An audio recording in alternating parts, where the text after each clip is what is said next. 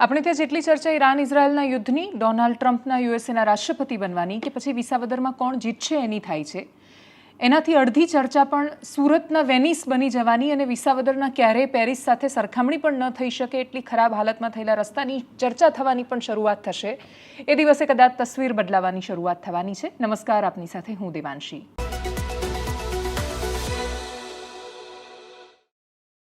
તસવીર ક્યારે બદલાશે? વિસાવદર પેરિસ બનશે કે કેમ એ વાત અથવા એ સવાલ જ બહુ અસ્થાને છે, કેમ કે એની જનતાએ નક્કી કરી દીધું કે અમારે પેરિસ નથી બનાવવું, પણ અમારે ગોકુળિયું ગામ બનવાનો પ્રયત્ન કરવો છે.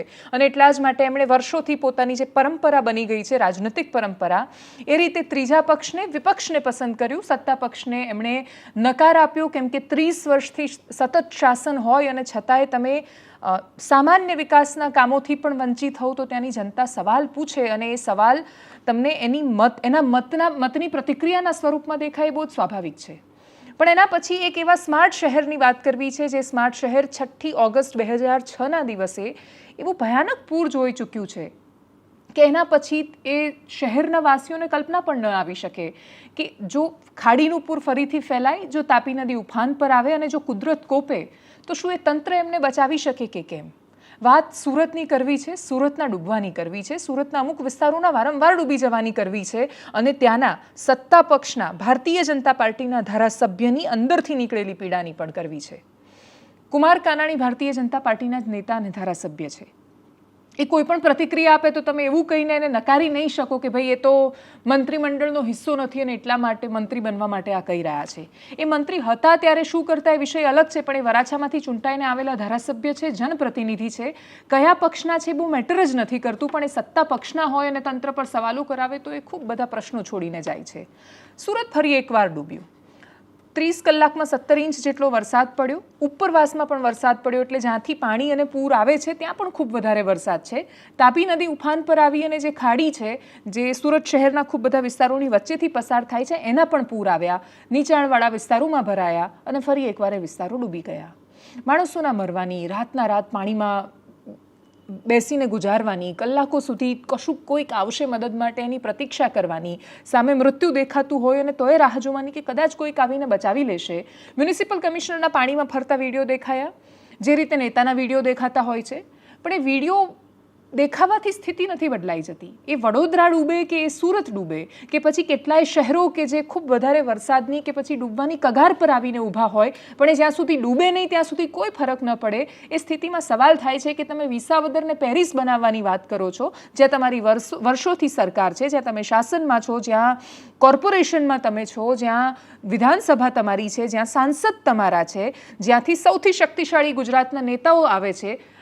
પ્રદેશ અધ્યક્ષ CR પાટીલ ત્યાંના છે, ગૃહમંત્રી હર્ષ સંઘવી ત્યાંથી છે, એ સિવાયના પણ મંત્રીઓ સુરતમાંથી છે, કનુભાઈ દેસાઈ દક્ષિણ ગુજરાતમાંથી આવે છે, મુકેશ પટેલ ત્યાંથી છે. એટલે એ બહુ શક્તિશાળી વિસ્તાર છે અને છતાંય જો સુરત ડૂબતું હોય તો એ ખરેખર કોણે ડૂબવું જોઈએ? કોઈકને ઢાંકણીમાં પાણી મોકલવાની જરૂર છે ને એ છે સુરતનું મ્યુનિસિપલ કોર્પોરેશન, કે એમણે વિચાર કરવો પડશે કે શહેરના માણસો ઉફ નથી કરતા, એ વોટમાં કશું મિજાજ પલટાતો નથી, પણ તમને તો વોટથી ત્યાં નથી મૂકેલા. સત્તા પોતાની રીતે જે કરે કે વિપક્ષ જે રીતે કરે બહુ અલગ વિષય છે. સામાન્ય માણસોને ચોઈસ ન દેખાય, એમને એવું લાગે કે આ લોકો ખરાબ છે પણ આ બાકી સામેવાળા તો એમ નથી એ ખરાબ છે અથવા કોઈ કશું સારું નહીં કરે. એ પ્રકારે જનતા વિચારે તો એ તો જનતાનો અને રાજનૈતિક પક્ષોનો વચ્ચેની વાત છે અને એમનો વિષય છે. કોર્પોરેશન કે એના અધિકારીઓ છે, શું એમને એ ન સમજાય? તંત્ર પર કુમાર કાનાણીએ પણ સવાલ ઉઠાવ્યા છે. પાણીમાં રાત વિતાવી હોય એવા અનેક માણસો છે અને આટલા વરસાદમાં જ્યારે સુરત પાણીમાં ડૂબે ત્યારે એક રાવ સાહેબ કરીને અધિકારી હતા, ત્યાં એ કમિશનર આવ્યા અને સુરતની એમણે જે રીતે કાયાપલટ કરી એ અધિકારીને આજે પણ કેટલાય લોકો યાદ કરે છે. અધિકારીઓ જ્યારે સારું કામ કરીને જાય છે, સારું શાસન આપીને જાય છે, સારી વ્યવસ્થા આપીને જાય છે, ત્યારે શહેરોના શહેરો બદલાઈ જતા હોય છે.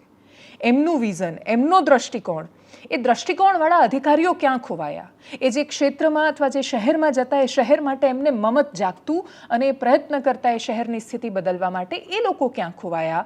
આ પ્રશ્નો બધા જ ત્યાંના ત્યાં છે. એ જવાબો એટલા માટે મળવાના નથી કેમ કે કાન નથી, કાનની જગ્યાએ દિવાલો આવી ગઈ છે. એટલે આપણે જેટલા પ્રશ્નો પૂછીએ એ પડઘા સાથે અથડાઈને આપણા અવાજો આપણને પાછા આવે છે. સ્થિતિ નથી બદલાતી. કેમ કે જો બદલાવાની હોત તો અનેક શહેરો દરેક વખતે કુદરતના નામ પર આ સ્થિતિમાં ન આવી જતા. આપણે ત્યાં ઈશ્વરે સૌથી સરળ માથું થયું છે બધું ઢોળી દેવા માટે. કશું પણ થાય એટલે કુદરત પર ઢોળી દેવાનું કે એ બધું કુદરતી છે. જો બધું કુદરતી છે તો તમને ત્યાં તમાશા જોવા માટે તો બેસાડ્યા નથી.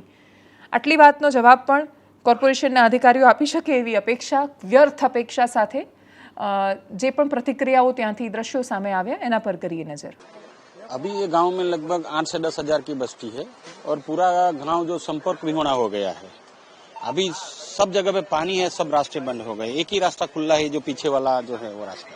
किस प्रकार से यहाँ पे लोगों को राहत और बचाव कार्य पहुँचाया जाए? बचाव कार्य तो चालू है, लेकिन ये जो पानी आता है पहले भी आता था, लेकिन ये जो पानी है मानव सर्जित है. सूरत महानगर पालिका ने 2019 में टापी शुद्धिकरण का एक प्रोजेक्ट डाला था. तो उस समय पे टापी का जो पानी, वालक खाड़ी का जो पानी सीधा ये मीठी खाड़ी के अंदर छोड़ दिया है. प्री मानसून में गाइडलाइन है कि वो फ्लड गेट बंद करना है, लेकिन अभी भी खुला है, अभी भी पानी चालू ही है. इसकी वजह से ज्यादा पानी आता है. आज सुबह 4 बजे पानी नहीं था गांव के अंदर, और अभी जो टाइम हुआ है अभी 8 से 10 फुट पानी मंदिर के सामने भर गया है. यहाँ पर अभी गांव में 4 से 5 फुट पानी है. यहाँ पर बोट लेके जाएंगे और पहले वो जेईबी का सप्लाई है वो बंद करेंगे और फूड पैकेट का वितरण करेंगे. और जिसको जरूरत है, हॉस्पिटल किसी को जाना है या फिर कोई ऐसा है, उसको बाहर निकालेंगे. यहाँ टोटल फायर डिपार्टमेंट और अपने जोन से सभी ऑफिसर्स और उनकी टीम यहाँ पर हाजिर है. अंदर जाएंगे, बाद में जिसको भी जरूरत है बाहर आने की उसको बाहर लेके आएंगे, रेस्क्यू करेंगे. और जिसको मेडिसिन की जरूरत है उसको मेडिसिन पहुंचाएंगे. और ये कामगिरी अभी चालू करेंगे. ये लगभग ग्राउंड फ्लोर पे सभी दुकानों के अंदर पानी गया है और लगभग सबके एक फीट दुकानों के अंदर पानी चढ़ गया है. लगभग हमारे भी 25 से 30 हजार साड़ी खराब हो गया है. लगभग 1.25 करोड़ के आसपास का नुकसान है और मार्केट में खूब पानी भरा है. और ये खाड़ी बंद होने की वजह से पूरा पानी ऊपर चढ़ गया है. इसकी वजह से मार्केट वालों को भी बोला है, वो भी पानी निकलवाने की कोशिश कर रहे हैं, लेकिन अभी चारों तरफ रास्ते खाली नहीं है, तो कहीं से भी पानी निकालने के लिए जगह नहीं है. ये हमारे पूरे यूपी बिहार जाने वाली साड़ियां हैं और सीजन की तैयारी के लिए हमने पूरा माल स्टॉक में फुल भर के रखा था. अचानक से बारिश हुई और खाड़ी ब्लॉक होने के कारण पूरा पानी अंदर आ गया. जो गरनाड़े हैं, खास करके जो अंडर पास होते हैं, वहाँ पर पानी जहाँ जहाँ भी भरा है वहाँ पर बैरिकेडिंग कर दिया गया है. जैसे कि सूर्यपुर गरनाला है, रघुकुल मार्केट के पास में गरनाला है. मनीषा गरनाला सुबह भरा था बट अभी वहाँ से पानी निकल गया है, इसलिए यातायात वहाँ पे नॉर्मल हो गया है. उसके अलावा कादरशाह की नाल है, वहाँ पे 2 फीट जितना पानी भरा था, बट अभी धीरे धीरे वहाँ पर भी बैरिकेडिंग कर दिया गया है और धीरे धीरे वहाँ पे परिस्थिति को मॉनिटर किया जा रहा है. इसके अलावा जो रास्ते हैं, रास्ते पे कहीं पे थोड़ा थोड़ा पानी भरा है, बट कॉरपोरेशन की टीम्स वहाँ पे काम कर रही हैं. कई रास्ते वापस से खुल भी गए हैं और जिन जोन्स में बरसात ज़्यादा हुई है, एकदम से बहुत ज़्यादा बरसात हुई है, वहाँ पर सेफ्टी एंड सिक्योरिटी के दृष्टि से पुलिस और कॉरपोरेशन की टीम्स मिलके काम कर रही हैं. साथ में सूरत शहर के लोगों को भी कंटिन्यूसली सेफ्टी एंड सिक्योरिटी के लिए आईसी एक्टिविटीज़ के थ्रू उनको बताया जा रहा है कि जो तापी रिवर है और समुद्र का किनारा है, ब्रिजेस हैं, वहाँ पर जब तक ज़रूरी ना हो लोग ना जाएं. स्पेशली जो चिल्ड्रन हैं, विमेन हैं, प्रेग्नेंट विमेन हैं, सीनियर सिटीजन्स हैं.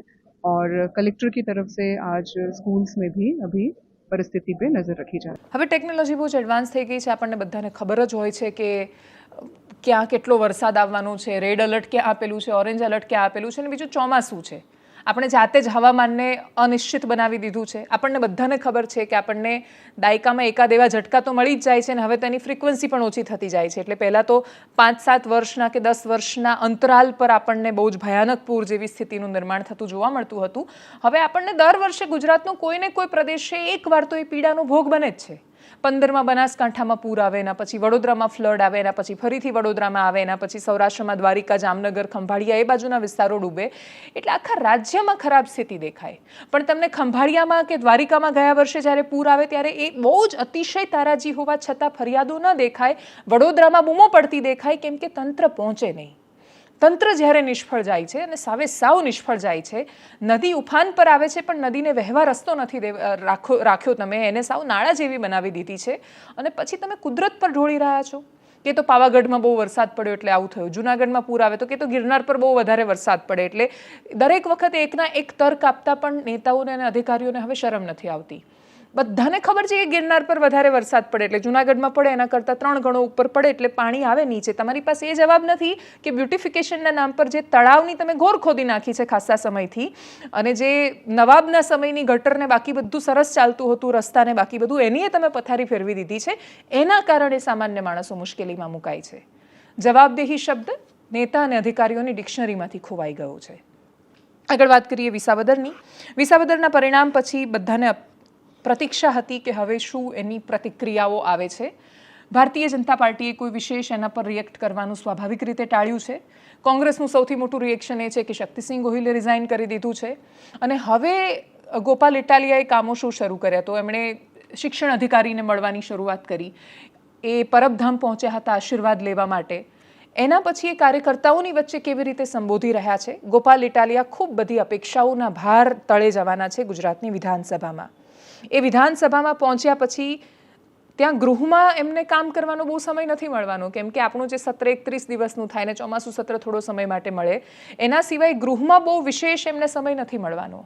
એમણે પોતાનો સમય પસાર કરવાનો છે વિસાવદરમાં. ગોપાલ ઇટાલિયાની જીત એ માત્ર વિસાવદરનું ભવિષ્ય નક્કી નથી કરવાની, એ 2027ની ચૂંટણીમાં આમ આદમી પાર્ટીનું, કોંગ્રેસનું અને ભારતીય જનતા પાર્ટીનું અને સૌથી મોટું ગુજરાતના સામાન્ય માણસનું ભવિષ્ય નક્કી કરવાની છે. આમ જોવા જઈએ તો એક ચહેરાનું આમ આદમી પાર્ટીની સીટ હતી ને ત્યાં જીતીને આવવું એ આમ બહુ જ મોટી ઘટના છે નહીં, પણ ખૂબ બધી તાકાતો અને શક્તિની સામે ગોપાલ ઇટાલિયાનું ચૂંટાઈને આવવું એ એક સંદેશ છે. એ સંદેશ ગુજરાત રાજ્યના યુવાનો જો ખૂબ ગંભીરતાથી લઈ લેશે તો પછી ભારતીય જનતા પાર્ટી માટે ડેફિનેટલી ચિંતાનો વિષય થવાનો છે. સાંભળીએ એમની સ્પીચ. મારે પહેલું કામ એ કરવાનું છે કે અહીંયા વિસાવદરમાં, ભેસાણમાં અને જુનાગઢ 3 જગ્યાએ એક ઓફિસ ચાલુ કરી છે. એની અંદર કોમ્પ્યુટરો, પ્રિન્ટરો, છોકરાઓ ભણેલા વ્યવસ્થિત બેસાડવા છે, જેને બધી આવડત હોય એવા. પહેલું કામ એ કરવું છે કે તમારે આ તાલુકાની કોઈ પણ સરકારી ઓફિસનું કામ પડે, બેંકનું, પોલીસ સ્ટેશનનું, ટીડીઓનું, વન વિભાગનું, વીજળી વિભાગનું, તો ન્યા નહીં જવાનું, આ નહીં જવાનું. ત્યાં જાઓ તો ધક્કા ખવડાવશે, આ પાગળ, ઓલું પાગળ, આટલા રૂપિયા, આ નહીં થાય. ધારાસભ્યની ઓફિસેથી બને એટલા બધા કામો લોકોને મદદરૂપ બનવાનું મારું એક સંકલ્પ છે કે હું અઠવાડિયા 15 દિવસ કે વધી મહિનામાં ચાલુ શકીશ. પહેલું સૌથી મહત્વનું તો એ છે ને કે તમારે નહીં જેવું કામ પડે મામલતદાર, અને એમાંય રીત ધક્કા ખાવાના હોય તો થઈ ગયું લોકશાહીનું કર્યા. તો હું એમાં મારી ટીમના વકીલ મિત્રો બેસાડવા ઈચ્છું છું, એમાંથી કોણ સમય ફાળવી શકે ત્યારે મારી ચર્ચા ચાલુ થઈ ગઈ. તમારે નાની મોટી અરજી લખવી હોય, નાના મોટા ફોર્મ ભરવા હોય, ઓનલાઈન કંઈક કામ હોય, 10-15 પ્રિન્ટો કઢાવી હોય, 20-25 ઝેરોક્સો કઢાવી હોય, કાયમ માટે તમારા ધારાસભ્યના કાર્યાલયથી તમારે જે કહેશો એ કરી દે. એવું ભગત જેવું છે. કાંઈ પાવી કોઈ લેવા કે તમે એમાં જ નાખી એટલે એ કોઈ પ્રશ્ન જ નથી. લેતી દેતીનો વ્યવહાર જ નથી, લાકડીનો વ્યવહાર. તમે મને પ્રેમ આપો, મારી જવાબદારી. એટલે એ તેમ બધા કામમાં વાત ફેરાય છે. થોડોક ટાઈમ લાગશે, કેમ કે બધાની લાગણી મને મળવા કેવડી ગઈ કે મારે જે કરવું છે એ કામ હવે થોડુંક લેટ થાય. એટલું માણસને મળવાનો ક્રમ છે. એવડા ફોન આવ્યા, એટલા ફોન આવ્યા, અને કોના આવ્યા એના નામ થતો તમારી હાઈટો ફાટી જાય કે રોડ, રસ્તા, શાળા, દવાખાના, બસ એ બધા જ કામોમાં પૂરી તાકાતથી ધ્યાન આપી કામ કરીશ. મારા ઈરાદામાં અને મારા પ્રયત્નમાં કોઈ ક્યારેક ભૂલ નહીં કાઢી જાય એ મારી જવાબદારી. પરિણામ કોઈ કામનું આવે ન આવે, પરિણામ કોઈ કામનું મળે ન મળે, પણ ગોપાલ ઇટાલિયાનો હલકો ઈરાદો તમે ક્યારેય નહીં જોઈ શકો. ઈરાદો 1000% સારો હશે અને પ્રયત્ન ખામી નહીં હોય. રાજકારણ નવડાયનું કરાયેલું નહીં. જે જવાબ આપ્યો એ હું કરી બતાવીશ, કેમ કે મારે બીજી વાત નથી પાછું. કાંઈ એવું થોડું છે કે લખી ગયું હવે લખી દીધું છે તામ્રપત્ર એવું તો નથી. આ તો સિંહની સવારી છે પાછી વિસાવદર. બીજા જેવું નથી. આ જો તમે કેવા મારી દીધા ઘેલે ઘેલે બધું બનાવ્યા હતા સિંહની સવારી છે મને બહુ આમાં પીકે લાગ્યો. વ્યવહારિક વાત છે ભાઈ. આ તો એવું આવું જોવું જોઈએ આખા ગુજરાતમાં તો ગમે એને બીક લાગે. આ તો મારા બેટા કોઈ કઈ બીક જ નથી લાગતી. જનતા શું કરશે શું નહીં કરે. તમે આવા કાકારા માણસો છો, આવા વજન પણ ભડુકા માણસો છો. આખી પાર્ટી કલ બધાઈ નાખો કામ બને એમાં ઘણું. પણ મારી એક બીજી લાગણી એ છે કે કાયમ આગેવાનના ઓછાળા કેમ રહેવાના? હવે આ જ નું આવ્યો તમે એને અખતરા પેટે જ મત છે ને આપો નકર તો ગામ હરી ગયેલું જ છે. આ મત તો અખતરા પેટે જ છે પણ કાયમ અખતરા. બે પેઢીઓ હોય ગઈ અખતરા કરવાનું રાજકારણ. નો ગરીબ માણસ છોકરું ગયું, નો સારો ગોળ, નો ખેડૂતના માથે નળિયું બદલાવું. જે કઈ કોકે સારું લુકડું કહ્યું, કોકે સારા જોડા લઈ આપડા પડે. સરકારના કે નેતાના પડે તો આપણા ઘરે નળિયું બદલાવે.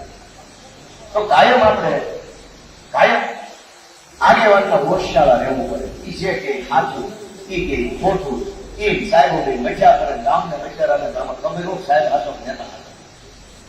અરે એમની લાગણી એવી છે કે આ તાલુકામાં 500 જેટલા જુવાનિયા, કોઈ પણ જ્ઞાતિ, કોઈ પણ ધર્મ, કોઈ પણ ગામ, 500 જુવાનિયાનો ખર્ચ કરવાની મારી અંદરની લાગણી છે. એને મારે બધું શીખવાનું. આ ઉમરા બેટા ગેમ નિર્માણ કરે એટલે કરતા કંઈક ધારાસભ્ય કાર્યાલય આવશે એટલે એને લખતા વાંચતા શીખવાડશું, ફોર્મ ભરતા શીખવાડશું, કાયદો શીખવાડશું, અધિકારીઓને કેમ વાત કરી શીખવાડશું, અલગ અલગ પ્રોસેસો શીખવાડશું, સરકારી પ્રક્રિયા શીખવાડીએ. આ કચેરીનું કામ, ઓલી કચેરીનું કામ, આ સાઈડનું, ઓલા સાઈડનું, મીડિયામાં કેમ બોલવું.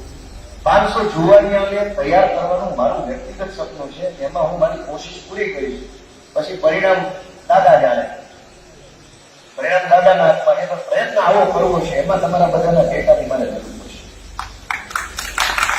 આવું કરવું છે કરવું. આપણે જેટલી હાર અને જીતની ચર્ચા કરીએ છીએ એટલી ચર્ચા જીતીને ગયેલા નેતાઓ અને જેમને જીતવાનું નથી, જે એકવાર પરીક્ષા આપ્યા પછી બહુ મોટી દિવ્ય આત્મા બની જાય છે અને પછી એમની પાસે ક્યારેય કોઈ જવાબ જ નથી હોતો કે એમના શાસન હેઠળ આ શું કામ થયું. અને જવાબ એ હોય છે કે વ્યવસ્થા એવી છે એટલા માટે એ એવા છે. એ તો બહુ જ સારા હતા પણ સિસ્ટમે એમને બગાડી નાખ્યા, અથવા એ સિસ્ટમમાં મજબૂર છે, અથવા તો એ સારું કામ કરવા જશે તો નેતાઓ એમની ટ્રાન્સફર કરી દેશે. નેતાઓ કહે છે કે અધિકારીઓ કામ નથી કરવા દેતા, અધિકારીઓ કહે છે કે નેતાઓના કારણે આ થઈ રહ્યું છે. અલ્ટિમેટ રિસ્પોન્સિબલ અથવા જેની સૌથી મોટી જવાબદારી છે એ શાસનમાં રહેલા નેતાઓ સૌથી પહેલાં જવાબદાર છે, કેમ કે એ સર્વશક્તિમાન છે.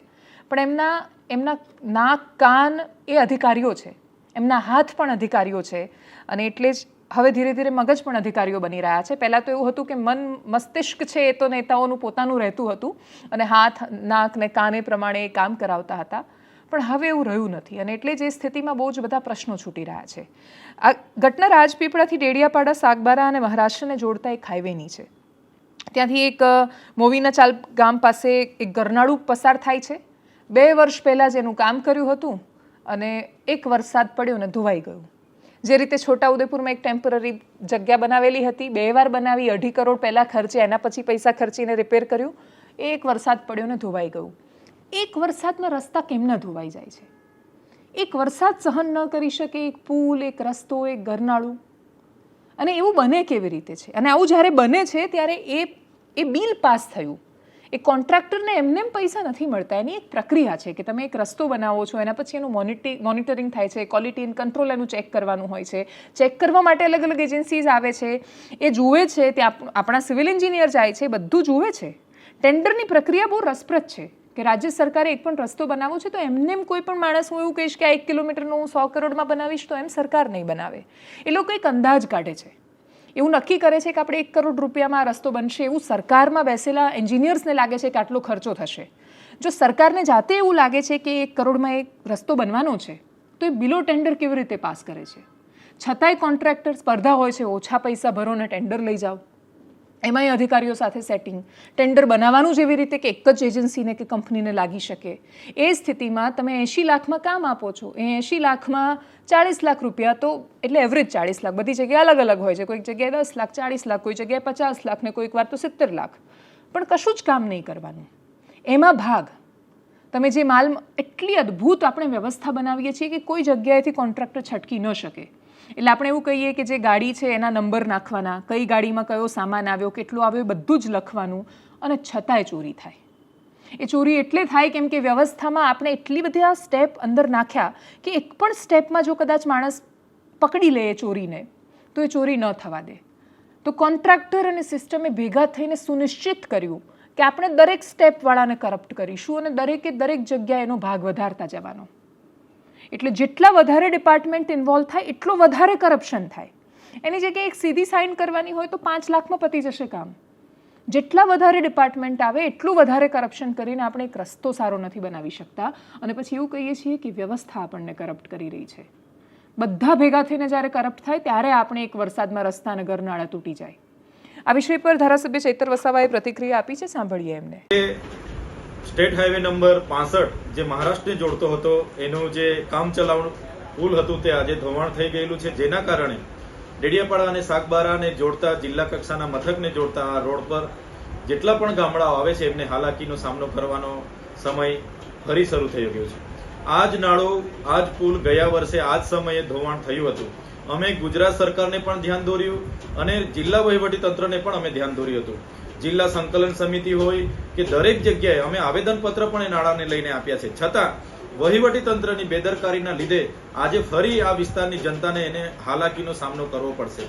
આ વિસ્તારના અભ્યાસ કરતા વિદ્યાર્થીઓ હોય, નોકરી કરતા કર્મચારી હોય કે તમામ વર્ગને હવે રાજપીપળાના જિલ્લા મથકે આવવું હોય કે કાં તો બરોડા, ગાંધીનગર કે અમદાવાદ જવું હોય તો નેત્રંગના 30 કિલોમીટર ફરીને ફેરાવો ફરીને હવે ત્યાં જવાનું નોબત આવી ગઈ છે. ત્યારે સરકાર જે ડબલ એન્જિન સરકારની મોટી મોટી એમના નેતાઓ અહીંયા વાત કરે છે, એમના ધારાસભ્ય સાંસદ અહીંયા વાત કરે છે અમારી ડબલ એન્જિનની સરકાર છે, તો એક વર્ષ દરમિયાન એમની સરકારે શું કર્યું, વહીવટી તંત્રએ શું કર્યું? આટલી બધી લોકોને હાલાકી પડે છે, વહીવટી તંત્રને હાલાકી પડે છે, નોકરિયાત વર્ગ હોય, વિદ્યાર્થીઓને હાલાકી પડે છે, અને તમારી સરકાર એક વર્ષ સુધી એક પુલ ન મંજૂર કરીને બનાવી શકતી હોય, જે સરકારની આ વિસ્તારના લોકો સાથે થતી અન્યાયની જે રીત છે એ છતી થાય છે. અમે આગળ પણ ઘણીવાર સરકાર અને જિલ્લા વહીવટી તંત્રમાં રજૂઆત કરી, છતાં એમણે ધ્યાન નથી આપ્યું. એમની બેદરકારી આ છતી થઈ છે. ત્યારે આવનારા દિવસોમાં અહીંના લોકોને લઈને એમના ન્યાય માટે અમારે જે પણ કરવું પડશે, આંદોલન, ધરણા પણ કરવા પડશે. 56 નંબર નેશનલ હાઈવે પર તો કરીશું, પણ આ લોકો સાથે જે અન્યાય થયો છે એ ખૂબ મોટો અન્યાય આ સરકારે અને વહીવટી તંત્રએ કર્યો છે, જે અમે હવે ચલાવવાના નથી. પુલ તૂટી ગયો છે, ભરૂચ જિલ્લામાં આવે છે અને ભરૂચ જિલ્લાનો વિસ્તાર છે, પણ ડેડિયાપાડા અને સાગબારાના લોકોને જિલ્લાને જોડતો આ મુખ્ય રસ્તો છે, પાટનગરને જોડતો મુખ્ય રસ્તો છે અને મહારાષ્ટ્રને જોડતો આ મુખ્ય રસ્તો છે. ત્યારે ખૂબ જ ગંભીર બેદરકારી સરકારની અને વહીવટી તંત્રની છે. મારે તો અહીંના ચૂંટાયેલા સાંસદ અને ધારાસભ્યોને કહેવું છે, તમે દરેક કાર્યક્રમોમાં અમારી સરકાર કરો છો, તો તમારાથી એક પુલ નથી મંજૂર થઈ શકતો. અમે કેટલી રજૂઆતો કરી, કેટલી ધરણા આંદોલનો કરીએ, છતાં તમારા પેટનું પાણી નથી હલતું. એટલે આ જ બતાવે છે કે આ વિસ્તારની પ્રજા સાથે સરકાર શું કરી રહી છે. ત્યારે આ જનતા સાથે જે અન્યાય થયો છે અમે ચલાવવાના નથી.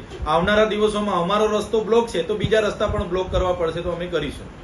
ડેડિયાપાડા સાગબારાના 259 ગામોને આ સીધી અસર છે અને મહારાષ્ટ્રને જોડતો આ રસ્તો છે, સ્ટેટ હાઈવે 65 નંબર છે, છતાં સરકાર ગંભીર નથી. સરકારને માત્ર એમના સરકારી પ્રોજેક્ટો રાતોરાત મંજૂર કરી દેવા છે અને ગરીબ જનતાના આવવા જવા માટે, એમના રોજિંદા ઉપયોગ માટેના રસ્તામાં રસ નથી એવું અમને લાગે છે. એનાલિસિસમાં અત્યારે બસ આટલું જ. આ વરસાદમાં આપણે બધા જ બચીને રહી શકીએ. કુદરત તો આપણને ખૂબ સાચવે છે, તંત્ર પણ આપણને થોડું સાચવી શકે એવી અપેક્ષા સાથે એનાલિસિસમાં અત્યારે બસ આટલું. જો આપણને યુટ્યુબ પર જોઈ રહ્યા છો તો સબસ્ક્રાઇબ કરો, ફેસબુક પર જોઈ રહ્યા છો તો ફોલો કરો, વિડીયોને શેર કરો. નમસ્કાર.